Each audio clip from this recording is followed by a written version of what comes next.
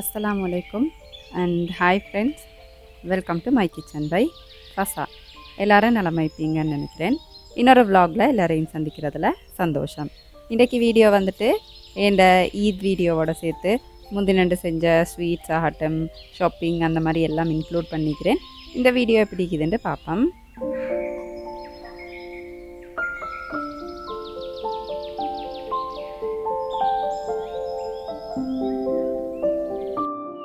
எந்த விதமான ப்ரிசர்வேட்டிவ்ஸ் இல்லாமல் வீட்டிலே சுத்தமாக தயார் செஞ்ச ஸ்ரீலங்கன் சரக்குத்தூள், மிளகாய்த்தூள், மிளகுத்தூள், மஞ்சள் தூள், அதோட 7 வகையான தானியங்கள் சேர்த்து நாங்கள் செய்கிற சத்து மாவு உங்களோட வீட்டு வாசலுக்கே ஆர்டர் பண்ணி எடுத்துக்கலும். டீட்டெயில் எல்லாமே டிஸ்கிரிப்ஷனில் தந்திப்பேன், வேணுமெண்டா பார்த்து ஆர்டர் பண்ணிக்கோங்க.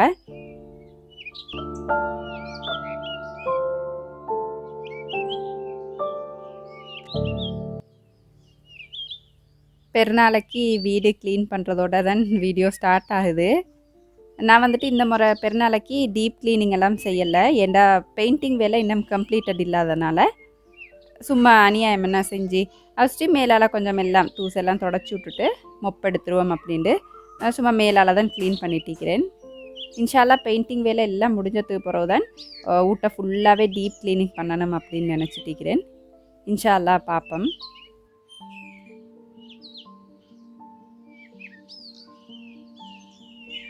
கொஞ்சம் பிஸியாகவே இந்த டேஸ் போய்த்துட்டு இருந்ததுனால தோட்டத்தை வந்துட்டு அவ்வளோவா க்ளீன் பண்ண கிடக்கலை.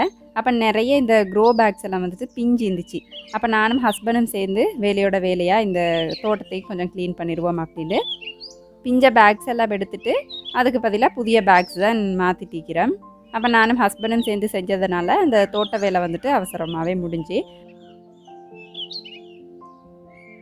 அதோட கொஞ்சம் புல் வளர்த்திருந்துச்சு. அப்போ அதுகளை எடுக்கிறது அந்த மாதிரி சின்ன சின்ன வேலைகள் செஞ்சு கார்டனை வந்துட்டு ஃபுல்லாகவே கூட்டி விட்டுட்டேன். இது வந்து பெருநாளைக்கு முந்தி நண்டு செய்யலை, அதுக்கு முந்தி செஞ்சது தான்.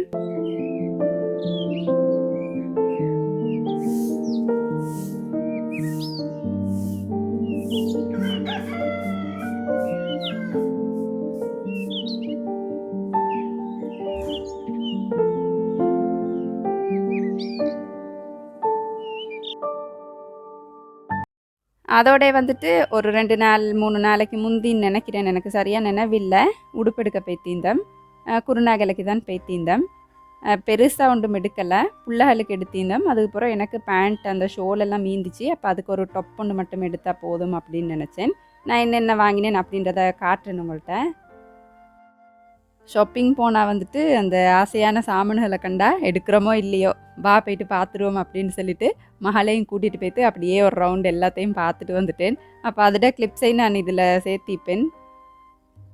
இந்த கிச்சன் ஐட்டம்ஸ் எல்லாம் பார்க்கக்கல அவ்வளோ ஒரு ஆசையாக இருந்துச்சு. ஆனால் விலகல் பார்க்கக்கல தான் வேணும், சும்மா பார்த்துட்டே போய்த்துருவோம் அப்படின்ட்டு நானும் மகளும் சும்மா பார்த்துட்டு இருந்தேன்.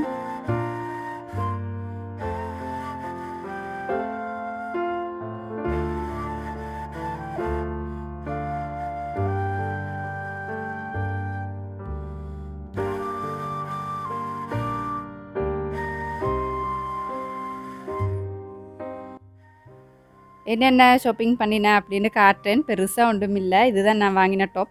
தேடி தேடி எனக்கு விருப்பமான மாதிரி எதுவுமே அமையலை. சரி கிடச்சதை எடுத்துகிட்டு வந்துடுவோம் அப்படின்னு சொல்லிட்டு எடுத்துகிட்டு வந்திருந்தேன். அதுக்கு வந்துட்டு பேண்ட்டும் ஷோலும் என்னே இருந்துச்சு புதுசு. இது வந்து மகளுக்கு எடுத்த ஃப்ராக், அதுவும் அவக்கு ஒரு ஃப்ராக் கொண்டும் அதோட ஒரு சின்ன மாடர்ன் ட்ரெஸ் மாதிரி இந்த மாதிரி ஒன்று எடுத்திருந்தேன். அதுக்கப்புறம் மகனுக்கு ஹஸ்பண்ட் வந்துட்டு அவங்களுக்கு வேறையாக எடுத்திருந்தாங்க. ஏண்ட மகள் வந்துட்டு ஒரு யூனிகார்ன் ஃபேன். யூனிகார்னில் என்ன பார்த்தாலும் அவൾക്ക് எடுத்துடணும். அப்போ அங்கே ஒரு பொம்மை இருந்துச்சு, யூனிகார்ன் பொம்மை, அதோண்டு எடுத்திருந்தா. அதுக்கப்புறம் இந்த பசில்ஸ் எல்லாம் வந்துட்டு அவൾക്ക് நல்ல விருப்பம். அப்போ அப்படி பசில்ஸ் 2 செட் என்னமோ எடுத்திருந்தா. மகனுக்கு வந்துட்டு இந்த மாதிரி ஒரு ஒயிட் போர்டு எடுத்திருந்தோம்.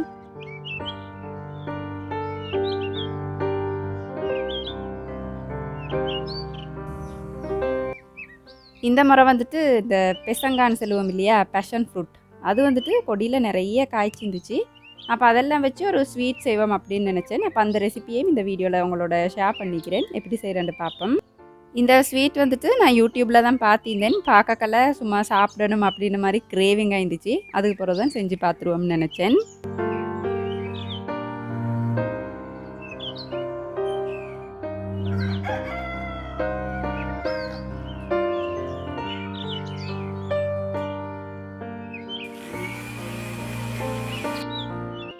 ஃபஸ்ட்டு ஆட்டா மா அப்படி இல்லாட்டி மைதா மாவில் கொஞ்சம் டெசிகேட்டட் கொக்கனட் அப்படின்னு கடையில் கிடைக்கும் இல்லையா, அது சீனி எல்லாம் சேர்த்துட்டு பட்டர் அப்படி இல்லாட்டி மார்கரினை உருக்கிட்டு இந்த மாதிரி சேர்த்து இப்போ நான் காட்டுற இந்த கன்சிஸ்டன்சி வர வரைக்கும் பிசைஞ்சு எடுத்துடணும்.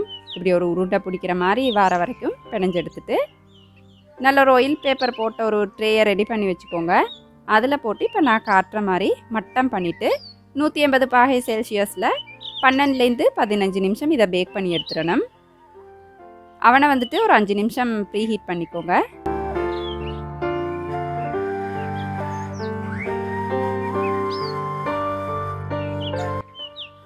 அது பேக் ஆயினத்துக்கு பிறகு எடுத்து வச்சுட்டு இந்த பேஷன் ஃப்ரூட் பல்ப் இருக்குது இல்லையா, அதெல்லாம் எடுத்து அதிலே கொஞ்சம் மில்க் மேட் சேர்த்துக்கோங்க.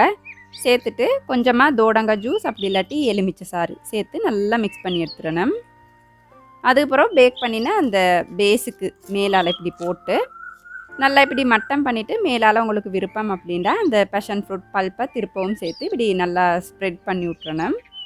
இப்போ இதை திருப்பவும் 180 பாகை செல்சியஸில் 15லேருந்து 20 நிமிஷம் ஓரங்களில் நல்ல ஒரு கோல்டன் ப்ரௌன் கலர் வர வரைக்கும் பேக் பண்ணிடணும்.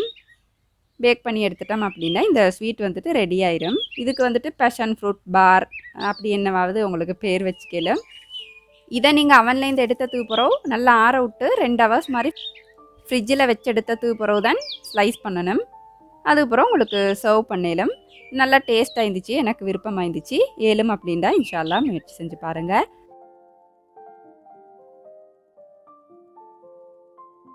அதோட வந்துட்டு முந்தினண்டு கொஞ்சம் முறுக்கு செஞ்சிருந்தேன். அப்போ அந்த கிளிப் தான் இது.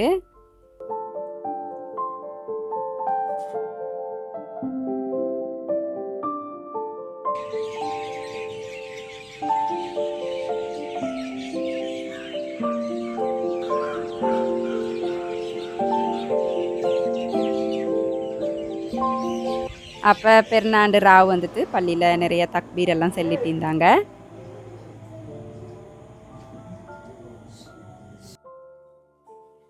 இப்போ நீங்கள் பார்க்குறது சுபஹ் 3 மணிக்கு வளமையாக இந்த ரொட்டீன் தான். இடியாப்பம் வச்சுட்டு சவரிசி கஞ்சி காய்ச்சனம். இந்த முறை இறைச்சி வாங்குறல அப்படின்றதுனால சிக்கன் தான் ஆக்கிந்தம், அதை நைட்டே ஆக்கிந்தம். அப்போ நான் எலும்பி இடியாப்பத்தை வச்சுட்டு இந்த சவரிசி கஞ்சி காய்ச்சி வச்சுட்டேன், அவ்வளோதான். அதுக்கப்புறம் வீட்டை க்ளீன் பண்ணணும். இந்த கிச்சனை க்ளீன் பண்ணி விட்டுட்டு வீடெல்லாம் கூட்டிட்டேன் அப்படின்ல புல்லாலே முழுகாட்டிட்டு நானும் குளிச்சிருவேன். புல்லால் வந்துட்டு சுபகில் எலும்பி குளிச்சிருவாங்க.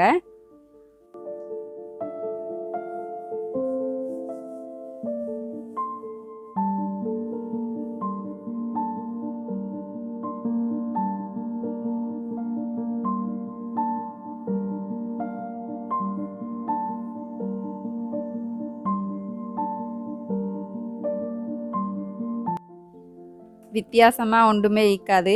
என் எல்லா ஈத் வ்ளாக்லையும் இந்த சுபஹுக்கு எழுப்புற இந்த சீன் வந்துட்டு இருக்கும். அதோட காலையும் வந்துட்டு நல்லா விடிஞ்சு இருந்துச்சு. அன்றைக்கு வந்துட்டு கொஞ்சம் மழை இருட்டாக இருந்துச்சு.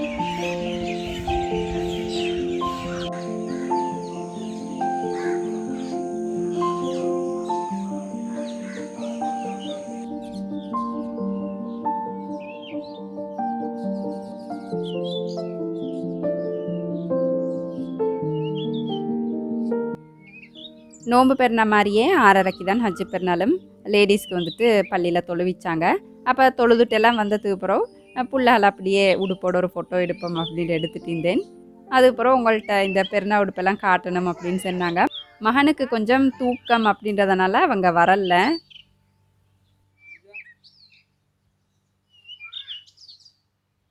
வீட்டில் உள்ளவங்களுக்கு விதவிதமாக சமைச்சு கொடுக்கணும் அப்படின்ட்டு ஆசைப்படுறவங்களாம் நீங்கள் இருந்தால் குறைந்த கட்டணத்துக்கு வீட்டில் இருந்துட்டு வாட்ஸ்அப் மூலமாக உங்களுக்கு இந்த 30 டிஷ்ஷஸும் படித்து கேளும். டீட்டெயில் எல்லாம் டிஸ்கிரிப்ஷனில் இருக்கிற லிங்க்கை கிளிக் பண்ணி நீங்கள் போயிட்டு அந்த மிஸ்ட்டை கேட்டு உங்களுக்கு தெரிஞ்சு இந்த கிளாஸில் வந்துட்டு ஜாயின் ஆகி கேளும். ஏழுமண்டா இன்ஷால்லா முயற்சி செஞ்சு பாருங்கள். ஹஸ்பண்டும் வந்துட்டு தொழுதுட்டு வந்ததுக்கு அப்புறம் எல்லோரும் சேர்ந்து தான் காலை சாப்பாடு சாப்பிட்டுக்கிறோம்.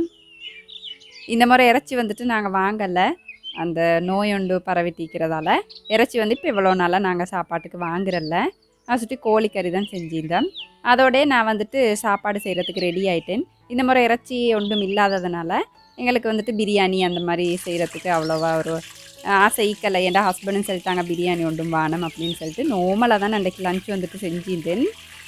அப்போ இதில் ஷேர் பண்ணுறதுக்கு எந்த ரெசிபீஸும் இல்லை. நான் ஏற்கனவே இந்த கத்திரிக்காய் கறி எல்லாம் ஷேர் பண்ணிக்கிறேன் உங்களோட. இந்த கத்திரிக்காய் கறி வந்துட்டு நான் உப்பு தேசிக்காய் போட்டு செஞ்சிருந்தேன்.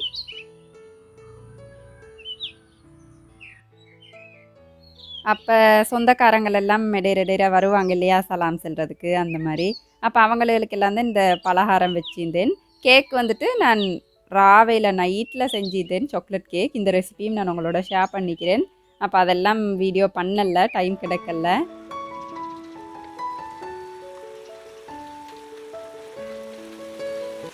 அன்றைக்கு வந்துட்டு விட்டு விட்டு மழை பெஞ்சிட்டே தான் இருந்துச்சு.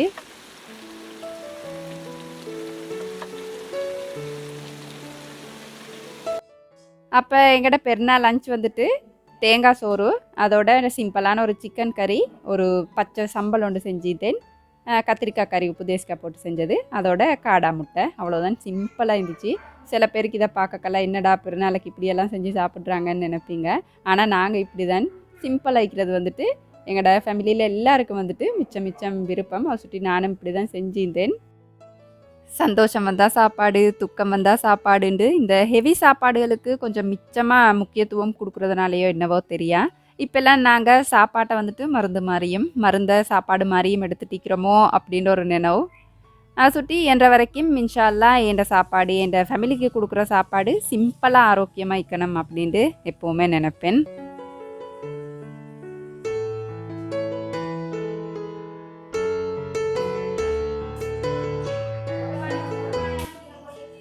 அதுக்கு பிறகு லஞ்ச் எல்லாம் முடிச்சுட்டு என்ன இனி வீட்டை க்ளீன் பண்ணிவிட்டு அன்றைக்கி கொஞ்சம் அப்படியே கிட்டேக்கிற சொந்தக்காராக்களில் வீட்டுக்கு போகணும், அவ்வளோதான்.